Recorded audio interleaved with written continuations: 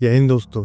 आज हम बात करने वाले हैं 1971 भारत पाकिस्तान युद्ध की, जिसने न सिर्फ भारत पाकिस्तान का इतिहास बल्कि पूरे दुनिया का नक्शा ही बदल दिया था। 7 दिसंबर 1970 के पाकिस्तानी आम चुनाव में कुल 313 सीटों में से शेख मुजीबुर रहमान की पार्टी आवामी लीग ने 160 सीटें जीती, जबकि जुल्फिकार अली भुट्टो की पार्टी पाकिस्तानी पीपल्स लीग सिर्फ 81 सीटें जीत पाई। हैरानी की बात यह थी कि आवामी लीग ने पूर्वी पाकिस्तान की 162 में से 160 सीटें जीतकर पूर्ण बहुमत हासिल कर लिया था, जिसे आज का हम बांग्लादेश भी कहते हैं। पर दुर्भाग्य से जुल्फिकार अली भुट्टो ने इस जनादेश को स्वीकार नहीं किया।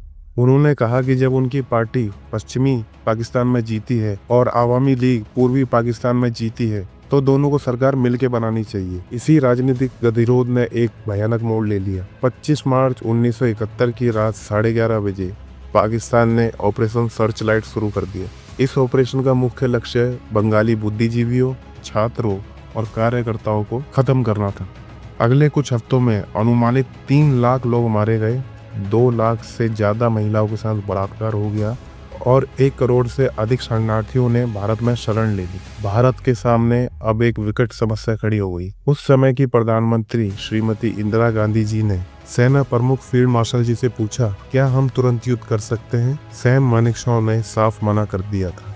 उनका कहना था कि हमें मानसून तक का इंतजार करना चाहिए, क्योंकि अभी तक हमारी सेना पूर्ण रूप से युद्ध के लिए तैयार नहीं है। 17 अप्रैल 1971 को मुजीबनगर में बांग्लादेश की अंतरिम सरकार बनी। शेख मुजीबुर रहमान का जेल में होने के कारण सैयद नजरुल इस्लाम कार्यवाहक राष्ट्रपति बने, जबकि ताजुद्दीन अहमद प्रधानमंत्री की भूमिका में आए। 3 दिसंबर 1971 की शाम 5:40 पे पाकिस्तानी वायुसेना ने भारत के 11 हवाई अड्डों पर हमला कर दिया। कुछ ही घंटे पहले पाकिस्तानी हवाई जहाज़ों ने हमारे अमृतसर, पठानकोट, श्रीनगर, अवंतीपुर, उत्तरलाई, जोधपुर, अंबाला और आगरे के हवाई अड्डों पर बमबारी की। ये हमला ऑपरेशन चंगेज खान के नाम से जाना गया। भारत ने इस पर तुरंत कार्रवाई करी। प्रधानमंत्री इंदिरा गांधी ने उस समय दिल्ली के एक जनसभा को संबोधित करते हुए कहा, पाकिस्तान ने हम पर युद्ध थोप दिया है, हमें इसका जवाब देना पड़ेगा। बांग्लादेश के लोगों के संघर्ष में हम उनके साथ हैं।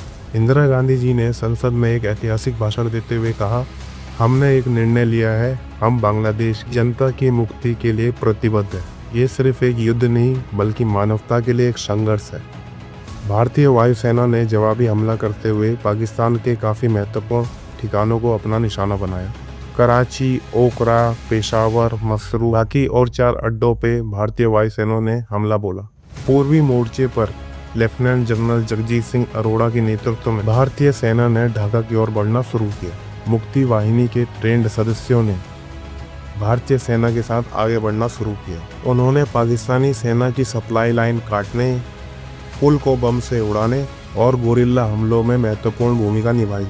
14 दिसंबर को भारतीय वायुसेना के MiG-21 विमान ने ढाका के गवर्नर हाउस पर बमबारी करी। उस समय गवर्नर हाउस में पाकिस्तान के शीर्ष अधिकारी बैठे हुए थे। इस हमले ने पाकिस्तान के प्रशासनिक ढांचे को पूरी तरह तोड़ दिया।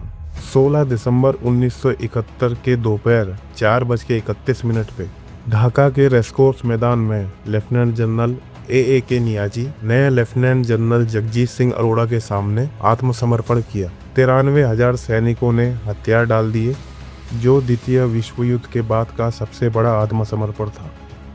युद्ध के बाद इंदिरा गांधी जी ने संसद में कहा, हमने सिर्फ युद्ध नहीं जीता है बल्कि मानवता की जीत हुई है। बांग्लादेश के लोगों को उनका अधिकार मिल गया है। 8 जनवरी 1972 को शेख मुजीबुर रहमान को जेल से रिहा कर दिया गया और वो बांग्लादेश के पहले राष्ट्रपति बने 22 फरवरी 1974 को पाकिस्तान ने आधिकारिक रूप से बांग्लादेश को मान्यता दी। दोस्तों, ये युद्ध सिर्फ 13 दिन चला था, लेकिन इसकी तैयारियों में महीनों लगे।